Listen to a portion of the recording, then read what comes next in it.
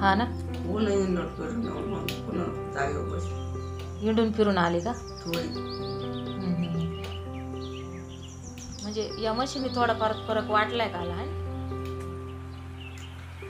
काय होतं चालायला गेलं का लेट भीत कळली होती तशी कळली पायाची इकडं पडेल का इकडं पडेल असं असं वाटतं ना.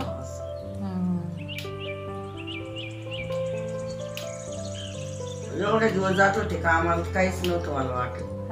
फक्त इथून चालू नाही होत बाकी काही गाठी तर काही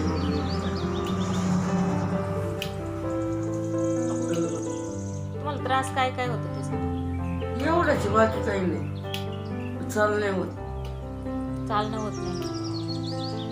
अजून काय काय होतं? इथं इथं आपल्या टायमाला